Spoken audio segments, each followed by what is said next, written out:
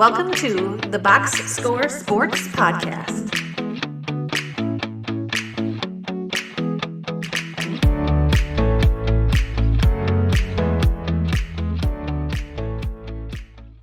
Welcome back, everybody, to the Box Score Sports YouTube channel. In this clip, we are going to do the Philadelphia 76ers exit interview. We're going to talk about their season that they just had, which wasn't very good. We're going to talk about their offseason, and then we're going to give them a long shot, and Clint is here to do that with me. But let me know in the comments down below what your thoughts are in the 76ers this previous season, what you wanted to see them do this offseason, and your long shot for them. So let's start, Clint, with their grade. The 76ers finished 24-58. Not great, let's just say, but they were rewarded with the third pick overall in this year's draft. So, Clint, what would you give them for an for their season grade for their season, if I can talk? So obviously it was a train wreck of a season. But I didn't give him an F. I gave him a D minus. That's what I did too, yeah. I think what they saw from some of their young guys and also getting the 3 pick kind of buoyed it. At least you could have some confidence. You saw some things from Quentin Grimes had some games. McCain before he got hurt. Even someone like down on the roster like Bona had games where you're like, okay, we see something in these guys. So despite Embiid being hurt, and God only knows what that's going to be long term, and Paul George, seeing some of the young guys show something is probably a small positive in that season. Plus getting the 3 pick and having the optionality that comes with that. Yeah, it's crazy. You hit on all my points as well. I just added Yabusele. Seemed like a good rotation player to add, sort of a smaller, big guy who can spread the court. So that was kind of nice. But yeah, I'm with you on Embiid only playing 19 games. That's not great. PG had the worst shooting season of his, of recent memory. A part of that is because he entered the season injured and then he dealt with injuries the rest of the year. Like it's just like those two guys, their health. And then I just put that Maxey had his lowest, career shooting percentage and a 2-to-1 turnover assist ratio. So, got to clean that up just a hair. I feel like that Maxey is more of a Donovan Mitchell than a Garland. We just talked about the guys where his goal is kind of get his shot. He can assist, but his goal is kind of get his shot. Where like it's not much. He's not much of a like a ball mover, which is fine. But you kind of know who he is. And so now you can set the team around him. But McCain, all the other stuff you brought up, Grimes, totally agree with as far as positives, the third pick. Yeah, Maxey had a rough year, and I think part of it is with the injuries, he's kind of the lone star. Yeah, right, correct. Bad shots, and the ball gets stuck in your hand. So I don't hold it against him too much, but you don't like to see someone kind of step back that you're counting on, and after he got his extension.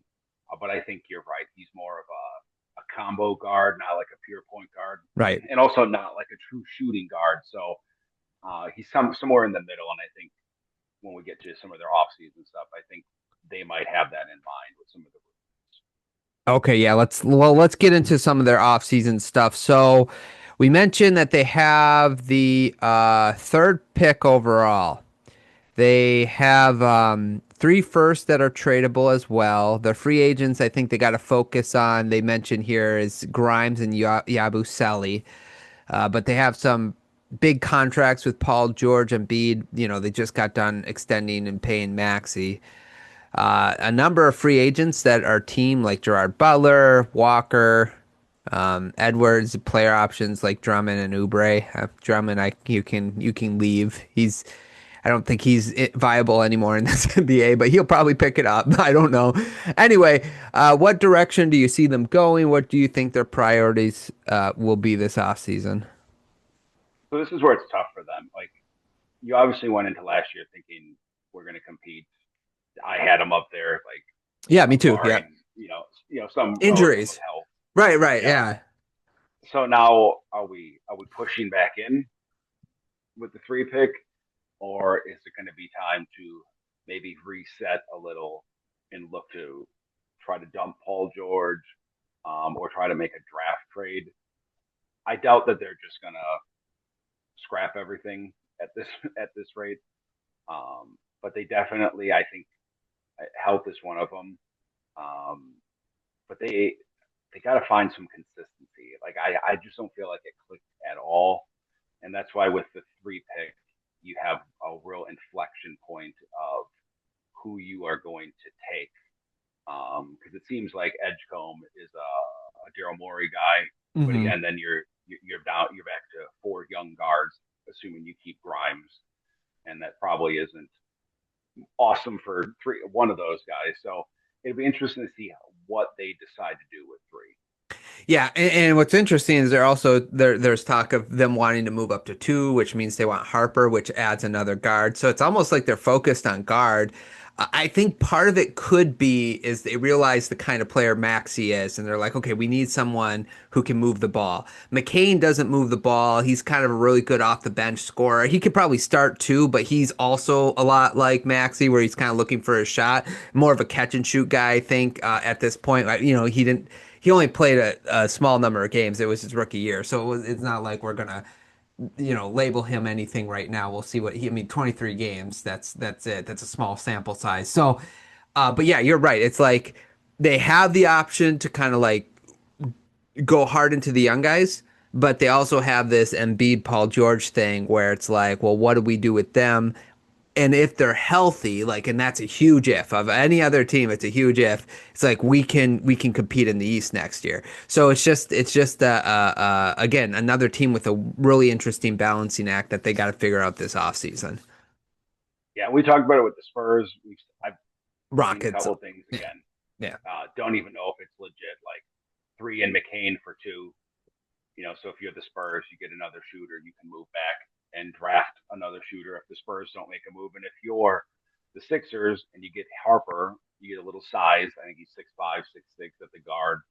Um, you can then put Maxey off ball some.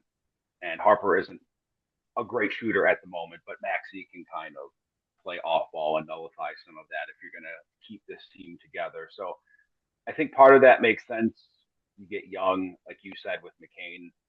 He's kind of another, not a one, more of a two, but to get that ball movement going, to get defense, point of attack defense up.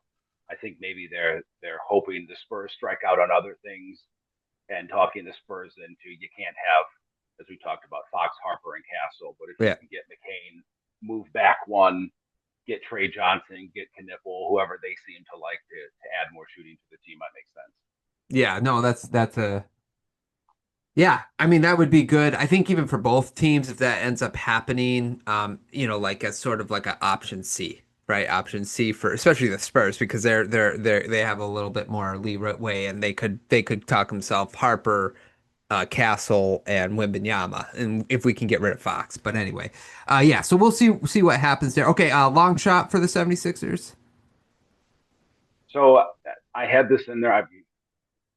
We're going to talk Bucks later, but if you're the Sixers and you decide to do a little bit of a reset and you got to get out of Paul George to save yourself a couple of years, do you do if the Bucks become desperate, a Paul George for Damian Lillard Hmm. trade? Maybe the Bucks take Drummond to get that extra $5 million off because the Bucks have a little bit of room under the first apron.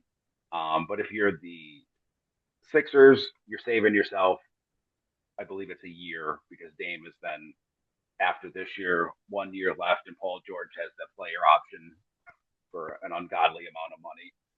Not a sexy trade, but if you can save yourself the 1 year and probably get out of Dame next year for next to nothing, an option.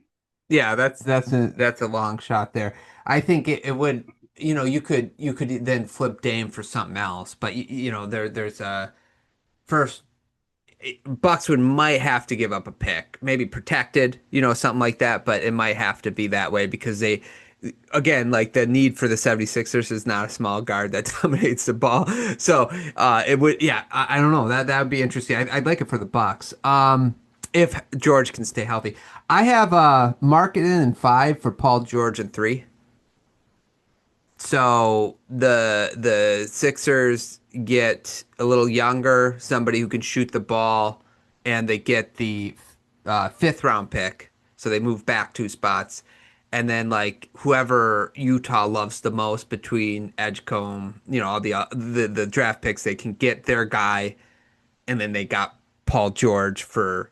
I think he has 1 year less than Marketing as far as contract years. I should have wrote down, but you gotta, and obviously his Paul George's contract either becomes more tradable because he's healthy, and some teams like I can talk myself, or when there's 1 year left, you could probably move him for something. Yeah, the Jazz would be interesting too, but I think the Jazz are going to be one of those teams that holds out for the golden parachute for Markkanen. Sure. I don't know if they're going to get it, but right. I think that's their hope, and the Sixers will no doubt be making a lot of calls for those guys. Yeah, agreed. And that's why we call it a long shot, though. What, 3% chance that happens? Whatever. Yeah. So, okay, anything else on the 76ers? Just, it should be an interesting offseason to see what direction they take. If they're influenced like some of these other teams by seeing the condition of the East, and do they just take it into the season and see how the first half goes and then kind of delineate? But I think they're first with a lot of these teams. The draft coming up next week, I think, will give us an insight of what they're really thinking. Yeah. Real quick, what would you do? Would you kind of try to lean on the young guys, or would you kind of like try to see if you can either kind of see, just maybe wait till the trade deadline, just see how the first half of the season goes? I would probably wait to see how it went to the trade deadline, just because of the East, and unless something comes up for Paul George, I doubt that it will, besides just someone trying to take that contract, or letting the Sixers unload that contract.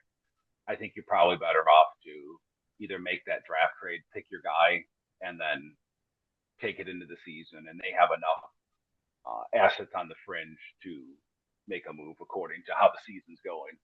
Yeah, no, that's correct. And let just go back to that Markkanen trade. Other picks could be put in to make it more lucrative for Utah, right? But the I just wanted the main framework of the deal. But anywho, okay, man. That's it. That's it. We're good. Okay. Well, thanks everybody for listening. That was our NBA Exit interview for the 76ers. Let us know in the comments down below your grade, what you want them to do this offseason, and your long shot for the 76ers. Remember to like the video, subscribe to the channel. Thanks so much for watching, and we'll talk to you guys real soon. Thanks so much for watching this clip of the Box Score Sports Podcast. I hope you guys enjoyed. If you haven't yet, please subscribe to our channel. Follow us on Instagram and Twitter or X. And we'll talk to you guys real soon. See ya.